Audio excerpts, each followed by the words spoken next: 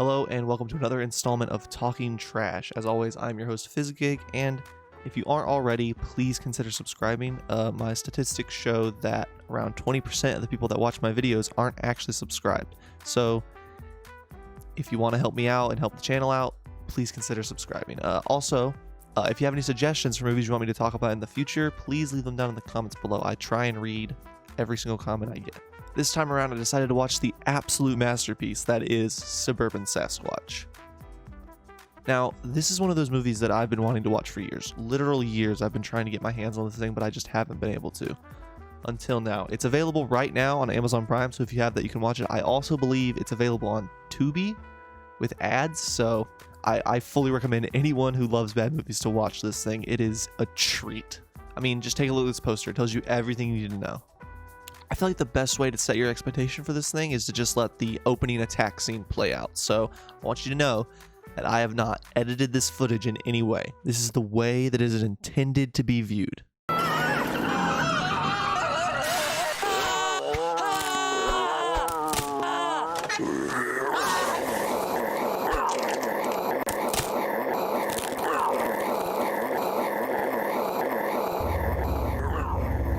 Yep, that opening perfectly sets the tone and the expectations for the rest of the film. Now, before we get too far into this thing, I have to ask, Bigfoot's huge knockers. You guys see them too, right? You know what? I'm glad they didn't. It's brave of them, because honestly, anytime I've seen an artist rendering of Bigfoot, I've always thought in the back of my mind, man, I wish they gave him some huge mommy milkers. I mean, shit. I'm getting thirsty just thinking about them. There it is. There it is, ladies and gentlemen. The worst thing I've ever written. So after that absolutely brutal opener to the film, we are introduced to the only two cops in this town. And I don't remember their actual names, but I have dubbed them Tyler 0 and Tyler 2. And if you don't get that reference, here's a picture of Tyler 1. So you can see it's a spectrum of Tyler. Now, I've grabbed a shot from the movie so that we can discuss what went wrong with this frame, so let's pull it up. Before you ask, no, this isn't a crappy mall cop. This is supposed to be an actual real-world cop. The hat doesn't match the rest of the outfit, the covers are clearly just glued on pieces of brown paper, the handcuffs are just through his belt loop, and he doesn't have a holster, so he just has to carry the gun in his hand at all times. And is it just me, or does the stance that he has make it look like he's a third grader asking to play on the Xbox?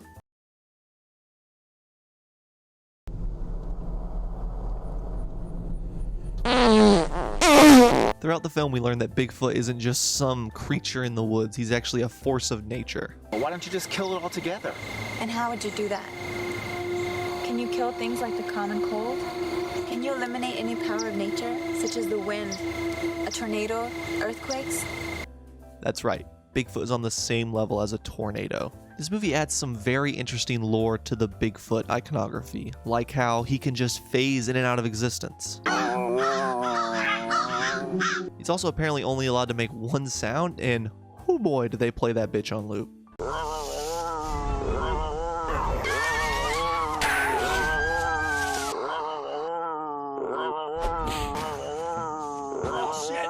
I bet you didn't know that Sasquatch was the Flash.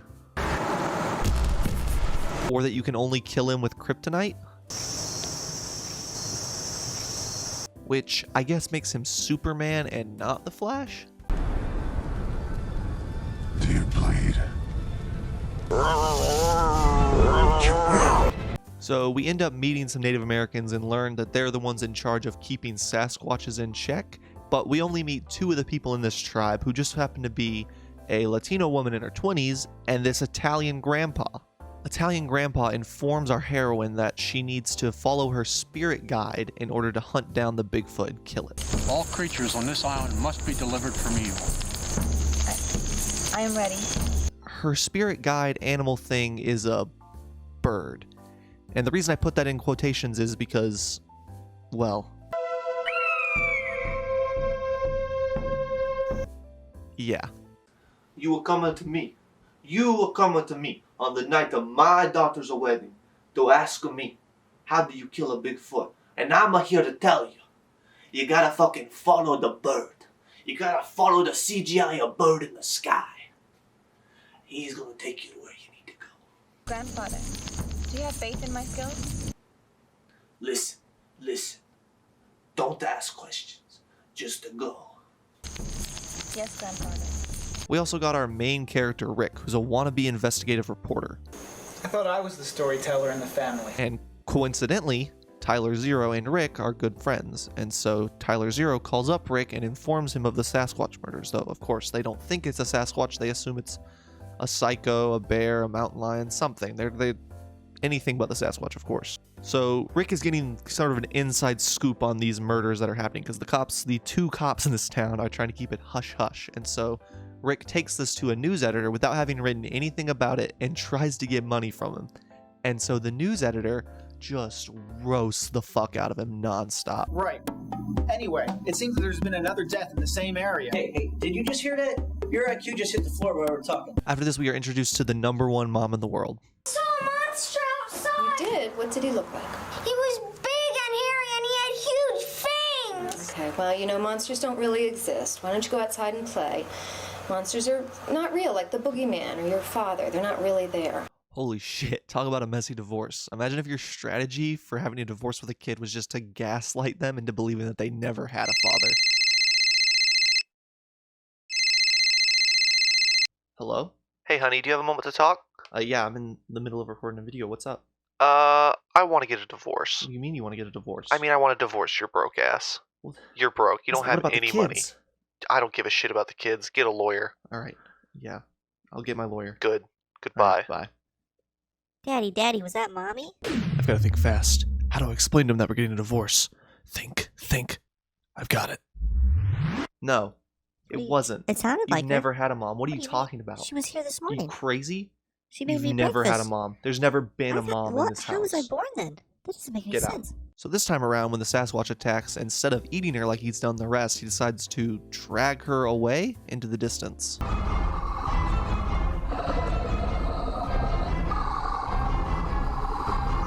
Do you guys see that thing on his leg? I have no idea what that's supposed to be. I've watched and rewatched the scene so many times trying to figure out what it could be, and genuinely to me, it looks like there's a frog biting his foot. Am I crazy, or is that what it looks like? It looks like a giant CGI frog is like attached to his foot. It's so weird. So the kid calls the cops and tells them it was Bigfoot. No, it's him. He's coming to get me. Who's coming to get you? Bigfoot.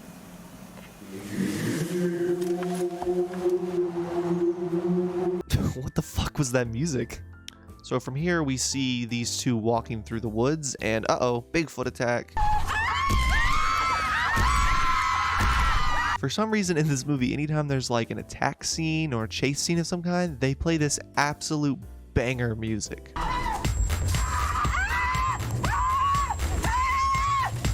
It's honestly kind of a bop, but the real reason I bring up this scene is because I want to show this next scene, this next attack scene here, and I want us to watch it and then discuss over it because it's just a genius piece of cinema.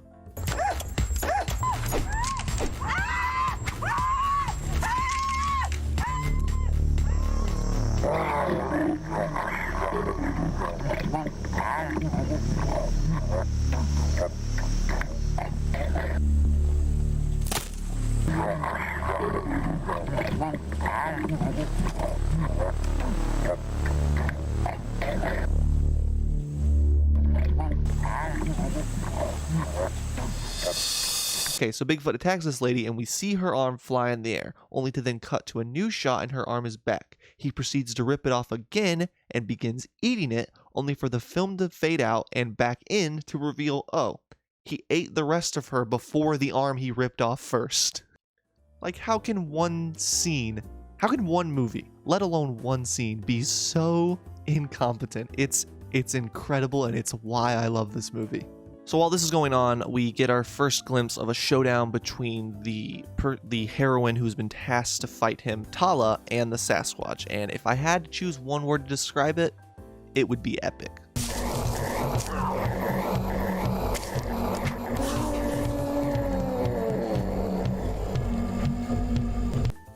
Tala shows up, shoots the Sasquatch, and then the Sasquatch just kind of runs away.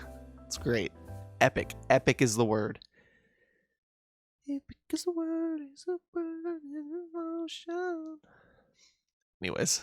Damn it!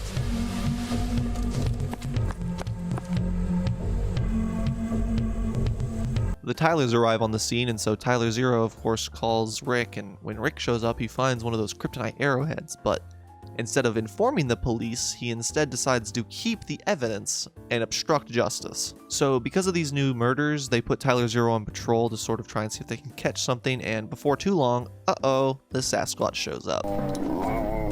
John, what is that? John! Holy shit, did you see that? My guy's got fucking guns. God damn. Rick goes to visit his grandma for some reason to ask for advice on his investigation. Remember, I don't like you. And we learn that Rick isn't a very spiritual person, but his grandma convinces him to go back to the crime scene where he found the arrowhead and wait for a sign from God. Well, where are you, God? Come on, nature, speak to me. Why am I doing this? I know, right? How ridiculous is that? He's just supposed to sit here and wait for something. Holy shit, is that the Sasquatch kidnapping a woman? Well, I'll be damned. So Rick chases after, and this is where him and Tala meet up for the first time. I'm reporting on these murders, that's all. I mean, if you can help me, I won't get in your way. Rick Harlan? Tala. It's at this point that we learn that this isn't the first time Tyler 2 has had a run-in with the Sasquatch.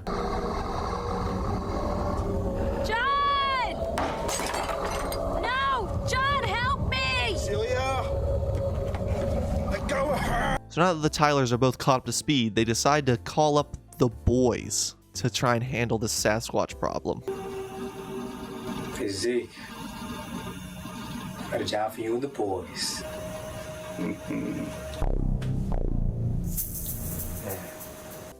And so, oh my god, do you guys see, is that what I think it is? Is that, yeah, it is. It's a huge fucking Sasquatch penis. How have I never noticed that before? What the fuck?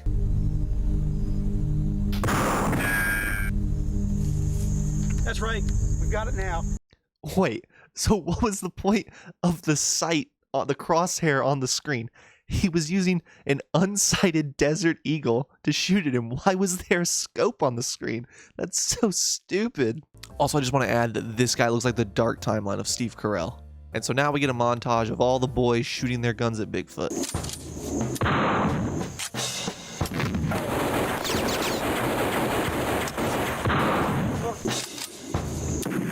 But of course it doesn't work because, as we all know, You can't hit a magical beast without magical weapons. But so now Bigfoot gets to take out his vengeance on these guys.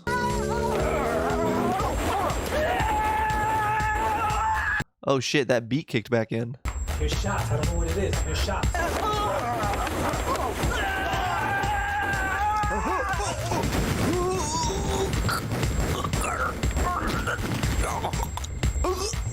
I love how the Bigfoot is just clearly standing on a box. Like, they didn't hire a taller actor or do some clever perspective trick. They were just like, just stand on something. Wait, are you just standing on a box? No.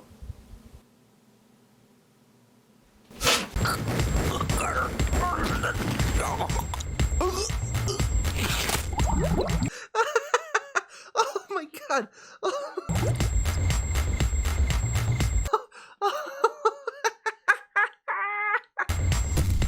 Yeah. Whew. I wonder how they pulled that miracle of an effect off. Okay, now this brings us to a scene that I just cannot let go. This is one of those scenes that I've watched and rewatched. I've watched forwards and backwards multiple times trying to figure out what is happening. And so I want to try and break it down for you here. It's Bigfoot!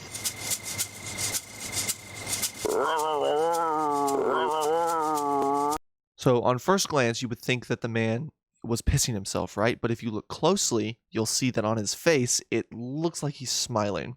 But more than smiling, it looks like a nefarious sort of pleasure, which has led me to believe, and trust me, I get no pleasure in saying this sentence. This has led me to believe that Bigfoot made him bust in his khakis. It's Bigfoot! It's crazy how the two worst things I've ever written are in the same video. we're trying to do a showdown. It's Rick and Tala versus the Bigfoot, but ruh-roh, Bigfoot gets a hold of Tala and takes her back to his cave.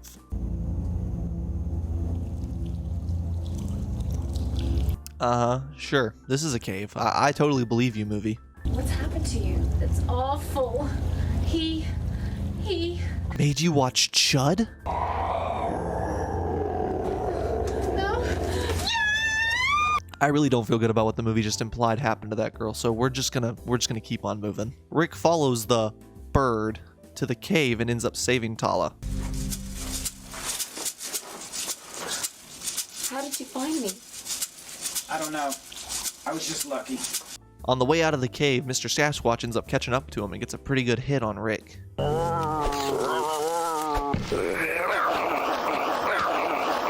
Tala takes him back to her Walmart tent and nurses him back to health.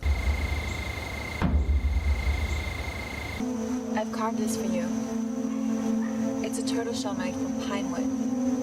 It will give you the strength of a turtle shell. So not very strong? This time, I guess it's personal because the Sasquatch knows to go after Rick's grandma, and we get our final showdown. Grandma. Do you guys see the way that man ran? Guide my hand.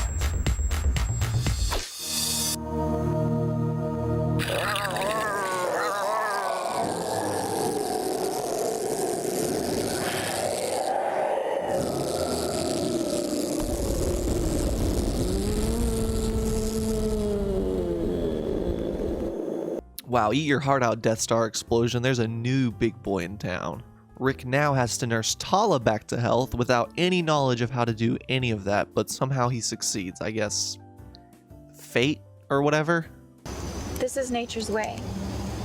I did not ask for this, but there are greater mysteries than I will ever know of. Like, what was eating Gilbert Grape? I bet it was the Sasquatch. I love you. Ew. Oh,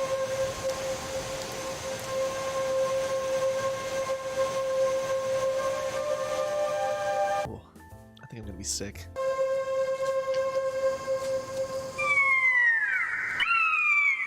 Holy shit, look out! Nobody told me to put on my fucking 3D glasses. But yeah, that's where we cut to credits. So that was Suburban Sasquatch, an absolute tour de force of just terrible filmmaking. I am honestly astounded by its very existence.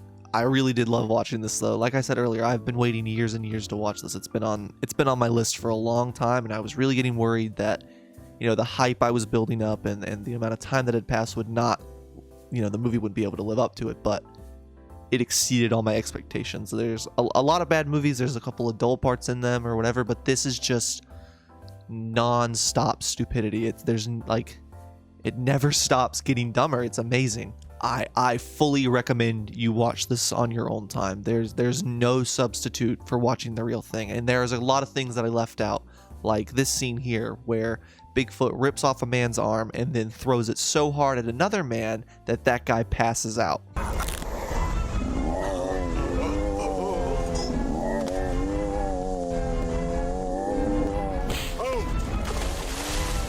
This was an absolute pleasure to watch, write, film, and now I guess edit and upload. And so I hope that you guys feel the same about watching it. And if you do, please consider subscribing. Also, if you really did enjoy it, leave a like. It helps the channel out tremendously. If you don't know, my last Talking Trash was on Kill Slade, and that was actually a viewer suggestion. So if you haven't seen that, you should go and watch that now. And if you have any suggestions for movies, please leave them down below. I try and read and reply to every comment I get. I think that's everything I wanted to say, so I hope you guys enjoyed, and I'll see you in the next one. I'm gonna fade out now. Just like the Sasquatch, I can fade out of existence. Yep. Just like him. Absolutely, yep. Oh, I'm going away. Uh-oh, here I go. I'm going away. Woo, I'm gone. Yahoo. This is gonna be fun to do in editing. I can't wait. It's gonna be great. I'm gonna be gone. I'm gonna be gone soon. Any minute now. Any minute now, I'm gonna be gone. Slowly fading out. Ooh, I'm going away. Yippee-ki-yay. Yippee-ki-yay, motherfucker. What's the line? I'm out. I'm going out of here. Just like the Sasquatch in the movie. Look at me. Woo! I'm out of here. See ya. Wouldn't wanna be ya. Yep.